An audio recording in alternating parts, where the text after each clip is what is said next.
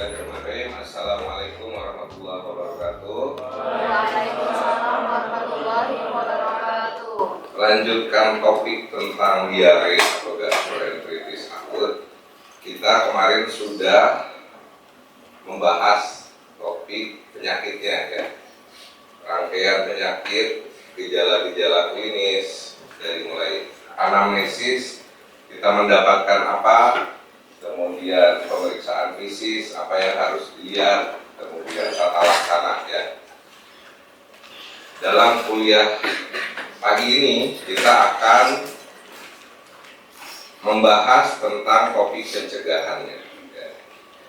Dalam kuliah yang lalu saya sudah sampaikan bahwa mayoritas penyebab dari gastroenteritis pada anak berbeda dengan dewasa ya. Pada anak hampir di atas 60% penyebabnya adalah virus ya. Virusnya apa kemarin? Rotavirus. Ini ya, virus di seluruh belahan dunia setelah dilakukan penelitian di Asia, di Afrika, di Eropa, di Australia, di semua benua ya, itu mayoritas penyebab gastroenteritis pada anak itu lebih dari 50% adalah penyakit rotavirus. Sehingga kemudian dicari upaya pencegahan karena masalah kesehatan anak ini sangat multifaktor ya. Ada sosiodemografi, pendidikan, tentu perlu ada pencegahan yang one shot bisa menyelesaikan dengan cepat ya. Kita bisa menarik pelajaran dari pandemi COVID ya. Ketika semua orang sibuk dengan upaya-upaya pengobatan, terapi dan biayanya sangat tinggi, ternyata bisa lebih cepat kemudian apa disebutnya, game changernya itu ternyata vaksin kan ya. Dan vaksin itu saat COVID berlomba-lomba semua ilmuwan, biasanya develop vaksin itu antara 50 sampai 100 tahun dari mulai dia penelitian awal sampai bisa diaplikasikan. Nah, COVID kemarin itu sangat cepat kan. Kita bisa melihat hanya dalam 5 tahun kurang develop vaksin, tentu dengan pembiayaan yang jauh lebih tinggi dibanding pembuatan atau penciptaan vaksin pada umumnya. Jadi vaksin itu developnya sangat panjang ya. Nah, termasuk nanti kita bahas di pencegahan gastroenteritis melalui imunisasi atau vaksin rotavirus. Jadi vaksin ini adalah salah satu teknologi yang ditemukan di awal tahun 1900-an yang mendekati abad awal 2000. Kemudian merubah landscape pencegahan semua penyakit pada anak. Sehingga ada yang disebut istilah PD3I, penyakit yang dapat dicegah dengan imunisasi. Nah itu daftarnya ada, nanti akan saya perlihatkan di slide terakhir. Kita masuk dulu ke topik yang tentang rotavirusnya ya. Kemarin sudah disampaikan bahwa gastroenteritis diare ini penyebab kematian nomor 2 pada anak usia balita di dunia ya. Dengan kematian tahunan 9,9%. Nah, diare sedang hingga berat, resiko kematiannya sampai 8,5 kali lebih tinggi. Nah ya, diare rotavirus penyebab utama diare di negara berkembang maupun di sebagian negara maju ya. Sebelum pengenalan vaksinasi rotavirus, hampir seluruh anak tertular rotavirus dan mengalami gejala diare pada usia antara 3 sampai 5 tahun. Nah, ini epidemiologinya ya. Pada anak kurang dari 5 tahun berakibat fatal, sebagian besar disebabkan oleh rotavirus. 90% kematian terjadi di negara developing countries. Kita ketahui ya, kalau pembagian negara itu ada developed country, negara maju, yang boleh dikatakan kurang dari 10% ya. Sekarang G20 yang dianggap sebagai kelompok negara maju hanya 20 dari ratusan negara. Sisanya adalah berada di developing countries atau di negara yang masih berkembang. Nah, secara global 29,3% kematian karena diare pada balita di Asia Tenggara. Nah, ini yang saya tadi sampaikan, 50,7% ya, disebabkan oleh rotavirus. Jadi Asia Tenggara, negara-negara anggota yang ya relatif kecuali Singapura masih di kelompok negara berkembang. Oke, kita masuk ke ininya ya, ini penelitian di Indonesia, rotavirus penyebab diare akut pada anak yang dirawat di rumah sakit sebesar sampai 60% dengan kelompok usia tertinggi di bawah 1 tahun ya, 6 sampai 11 bulan dan 12 sampai 23 bulan itu 67%. Artinya semua kelompok usia yang rentan, terutama di ada yang disebut istilah batita ya, balita bawah 5 tahun, batita itu bawah 3 tahun, termasuk yang mayoritas ya. Ini di 4 provinsi di Indonesia prevalensi diare rotavirusnya tinggi juga.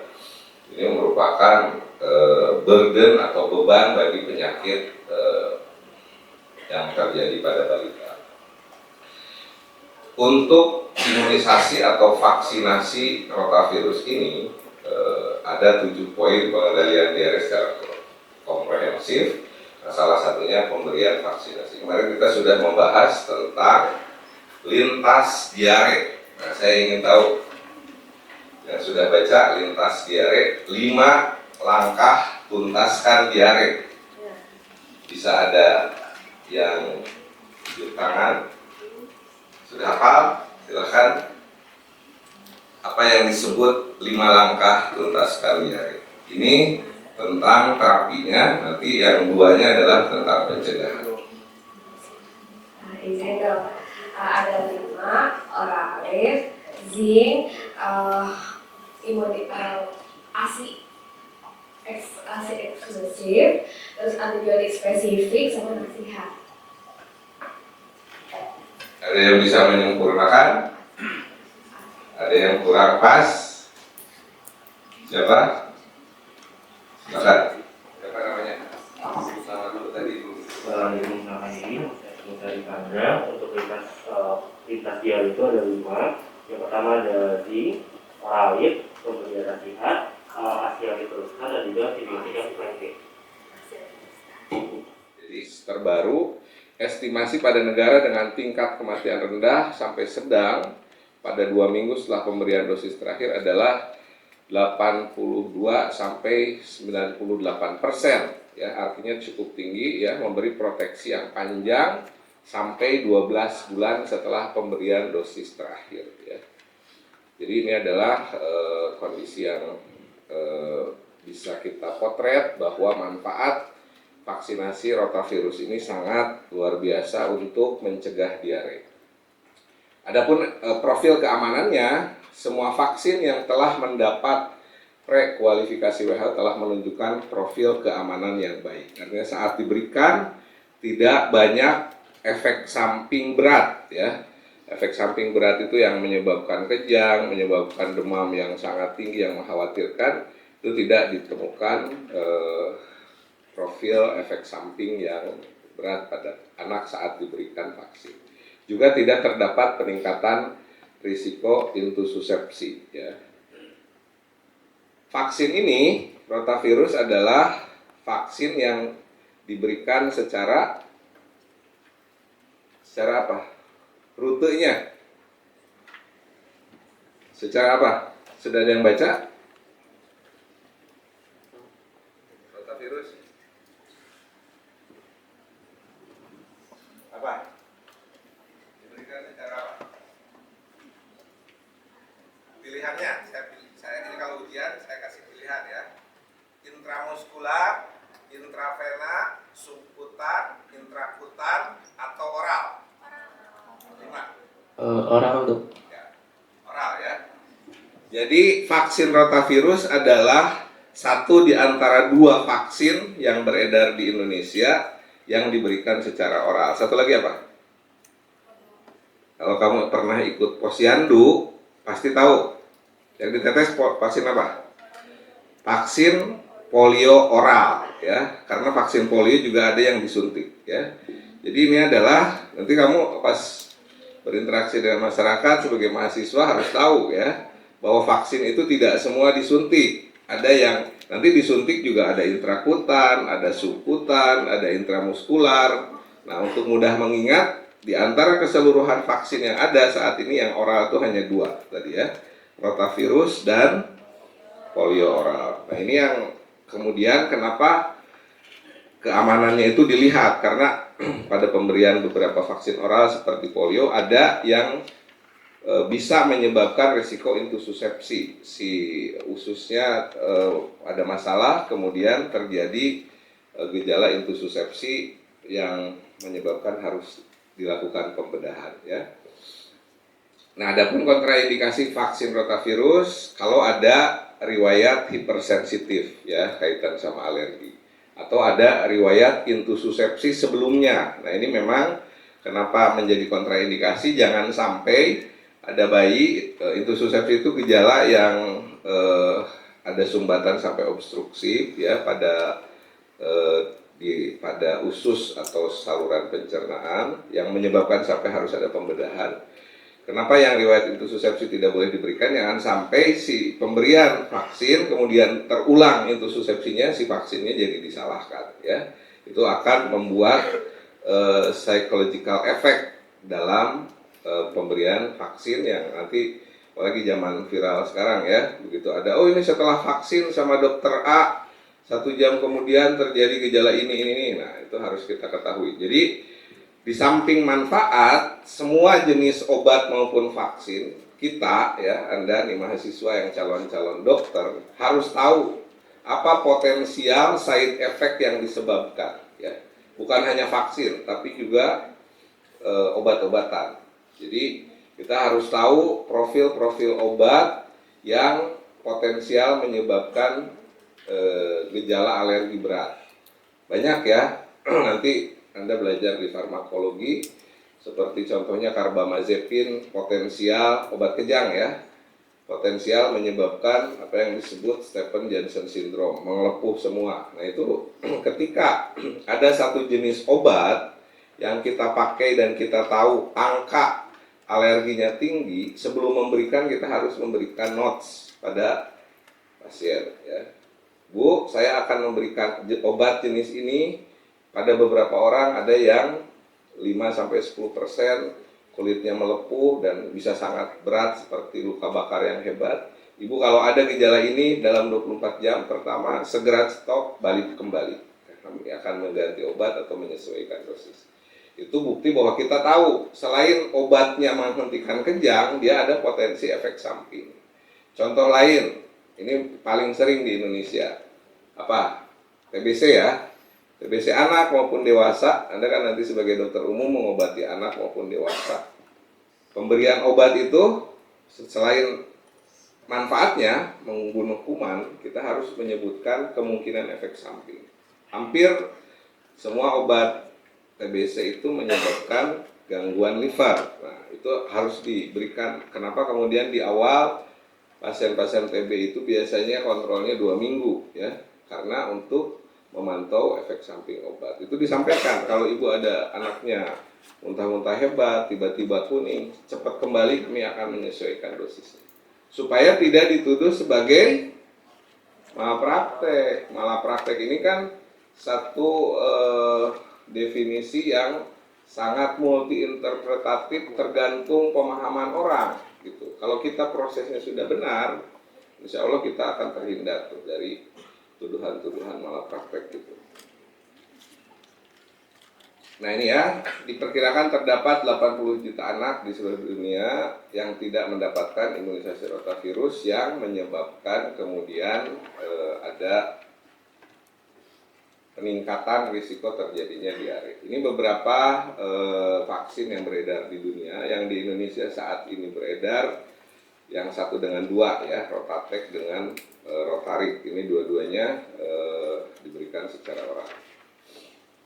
Ini beberapa perbandingan rangkuman, ya. Ini keempat keempat apa ya empat ya, Rotatek, Rotarik, Rotavac maupun Rotasil sudah mendapat approval dari WHO sebagai vaksin yang aman, kemudian efektivitasnya baik ya.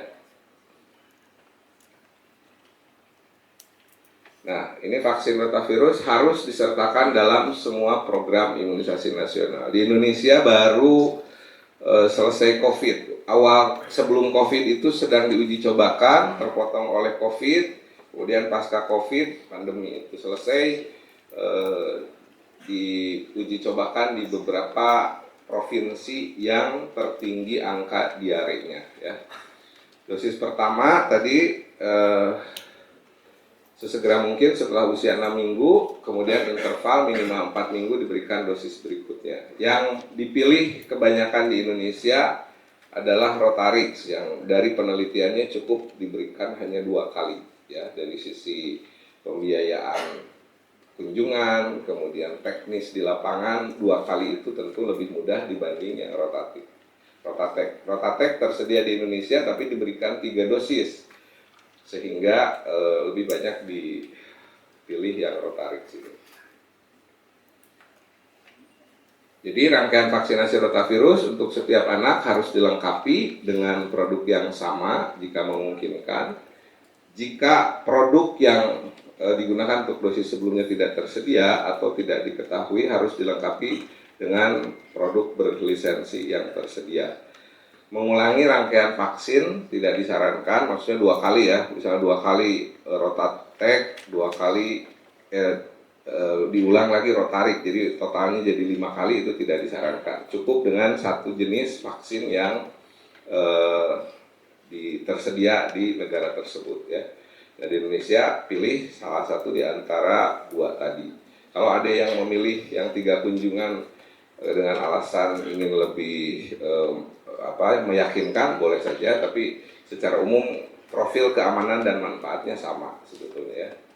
Kemudian vaksinasi rotavirus pada anak lebih dari 24 bulan tidak dianjurkan. Jadi untuk 2 tahun ke atas tidak dianjurkan karena profil semua penelitian itu dilakukannya pada anak di bawah 2 tahun. Jadi dan angka tertinggi kematian maupun kejadian diare pada anak akibat rotavirus tertingginya di anak usia kurang dari 2 tahun ya. Kemudian vaksin rotavirus dapat diberikan bersamaan ya dengan vaksin lain dan semua vaksin rotavirus prakualifikasi bayi yang lahir prematur harus mengikuti jadwal vaksinasi sesuai usia kronologis ya. Dan studi di Amerika melaporkan 3 dosis vaksin mencakup Rotarik dan Rotatek ditoleransi dengan baik, menginduksi respon imun yang sebanding dengan pemberian 1 jenis vaksin yang lengkap. Artinya kalau ternyata ketersediaannya bermasalah, dikombinasi itu bisa dilakukan. Oke, sampai di sini ada yang bertanya? Boleh? Ya, silakan. Izin bertanya dok, kalau misalkan untuk yang HIV gitu, apakah si jadwalnya itu mengikuti jadwal yang bayi pada umumnya atau bagaimana? Sama satu lagi, kalau misalkan bayi itu ternyata anaknya itu dia lupa vaksin ibunya, nah itu apakah dilengkapin semua jadwal vaksin atau satu aja gitu? Oke, pertanyaan yang bagus ya.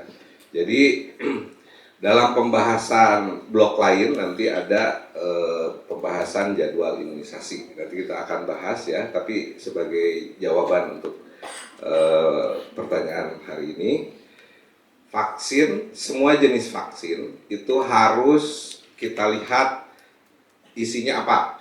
Ya. Apakah dia bakteri, apakah dia virus, apakah dia dilemahkan atau dimatikan. Nah, untuk HIV ini harus hati-hati, benar ya. Ada beberapa kondisi judulnya vaksinasi pada keadaan khusus. Contohnya pada bayi prematur, pada bayi HIV, pada bayi yang mendapatkan pengobatan untuk penyakit bayi atau anak ya, yang mendapat pengobatan steroid. yang membuat imunitasnya berbeda dengan yang lain. Itu harus diperhatikan. Prinsip utamanya tidak memberikan vaksin yang dibuat dari virus dan bakteri hidup pada anak HIV. Tidak. Kalau akan diberikan harus dilihat status HIV-nya. HIV kan derajatnya banyak ya. Ada HIV ringan, ada sudah AIDS. Yang AIDS pasti dia harus dihindarkan dari pemberian vaksin yang hidup ya.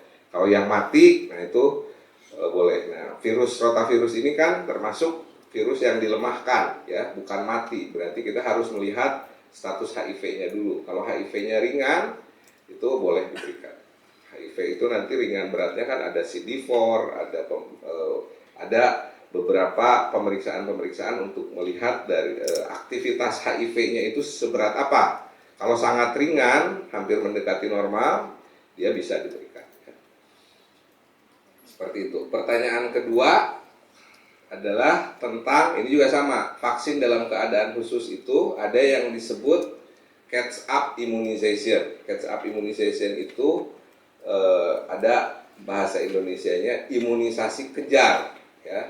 Bagi seorang ibu yang karena satu dan lain hal membuat jadwal imunisasinya tidak sesuai jadwal, itu akan diaturkan ulang dalam catch up. Nanti catch up itu disesuaikan tergantung vaksin apa yang tertinggalnya. Misal DPT ya, misalnya DPT itu harusnya 2, 4, 6, 18 bulan. Dia baru yang 2-nya saja, 4, 6-nya belum. Nah, nanti kunjungan terdekat umur 10 bulan, dia tinggal melengkapi yang kedua dan ketiganya dengan jarak yang sesuai rekomendasi. Itu ada bahasan khususnya. Jadi nanti semua harus dilengkapi tergantung jenis yang tertinggalnya. Nanti ada catch up. Catch up itu prinsipnya nanti yang belumnya dilengkapi, kemudian kalau dia boosternya 3 kali, baru 1, yang 2-nya dilengkapi dengan jarak sesuai rekomendasi. Begitu. Ini pun sama. Cuma kalau untuk rotavirus, kalau sudah terlewat lebih dari 2 tahun tidak perlu diberikan. Tapi kalau misalnya terlewatnya masih dalam kondisi kurang dari 1 tahun, yang pertama pernah diberikan, berikan dosis kedua segera setelah dia bisa. Ya. Terima kasih banyak dok. Oke, ada pertanyaan lain? Kalau tidak ada saya lanjut ya. Ini ya, nah ini diuji cobakan secara nasional tahun 2024 dan tahun kemarin kita mencoba dengan kemudian menggandeng Bio Farma ya. Nah ini awalnya dikembangkan oleh Murdoch, kemudian kita amplifikasi di produk nasional kita. Nah ini uji klinisnya sudah dilakukan sejak lama ya, dan vaksin tersebut ditoleransi dengan baik. Tadi ya sudah disampaikan. Ini di beberapa tempat efikasinya terhadap gastroenteritis rotavirus berat bila diberikan dalam jadwal neonatal dibanding dengan jadwal bayi hanya sebesar 51%. Ya. Nah, jadi sebagai simpulan tadi sudah disampaikan bahwa diare merupakan penyebab kematian nomor 2 pada anak di bawah usia 5 tahun di seluruh dunia ya. Jadi diarenya sendiri merupakan big problem. Kemudian vaksinasi rotavirus telah terbukti menurunkan angka kejadian diare dan mengurangi hospitalisasi bahkan sampai 67%, hampir 2/3 ya. Dan vaksin rotavirus telah dicanangkan oleh pemerintah Indonesia untuk masuk ke dalam program PIN ya, program imunisasi nasional mulai dari 2022 dan secara bertahap dimulai di beberapa kabupaten dan terus diperluas sampai seluruh Indonesia tahun 2024. 2025 ini angka cakupannya masih dievaluasi, tapi secara program sudah dicanangkan akan dilakukan secara nasional di seluruh Indonesia. Ini terakhir, selain tentang yang tadi saya sampaikan, penyakit yang dapat dicegah dengan imunisasi. Jadi berbicara tentang penyakit infeksi di Indonesia akan sangat berhubungan dengan upaya pencegahannya. Sudah ada 15 paket ya, 15 paket vaksin yang dipakai untuk mencegah penyakit infeksi. Bagaimana kita sebagai dokter lulusan FKUGJ, berarti dokter umum, bertugas di klinik, ya kita harus tahu dua-duanya gitu. dan melihat konteks si orang tuanya. Kalau orang tua berpendidikan baik, mampu, bisa membeli dan membiayai biaya vaksin, ya rekomendasikan yang terbaik ya. Tapi kalau ada keterbatasan, ya kita arahkan untuk memenuhi jadwal vaksin sesuai pemerintah yang di cover. Biasanya di posyandu dan di puskesmas seluruh imunisasi dasar itu di cover ya, yang dibiayai ya. Jadi nanti kalau ada perbedaan, ini yang saya tampilkan yang secara ilmiah dipakai adalah rekomendasi kata Dokter Anak Indonesia diadaptasi dari Komite Internasional Vaksinasi. Itu adalah yang paling ideal secara keilmuan ya. Kapan diberikan, bagaimana cara memberikannya, nanti bisa kita pelajari di blog tentang imunisasi. Nah, untuk rotavirus di sini yang dipakai ada dua ya. Rotavirus ini terkait dengan yang 2 kali diberikan, ada yang 3 kali diberikan, tergantung sediaan yang tersedia di daerah kita. Di Indonesia kadang-kadang tidak semua ya daerah, misalnya di Kalimantan, di Papua, rotarik itu susah nyampe ke situ karena distribusinya agak susah. Tersedianya hanya rotatek, ya boleh diberikan ya rotatek, tapi harus 3 kali. Oke, saya akhiri. Setelah ini ada kuliah lagi ya. Jam 8, 5 menit lagi ada waktu untuk berpindah. Saya akhiri. Terima kasih. Assalamualaikum warahmatullahi wabarakatuh.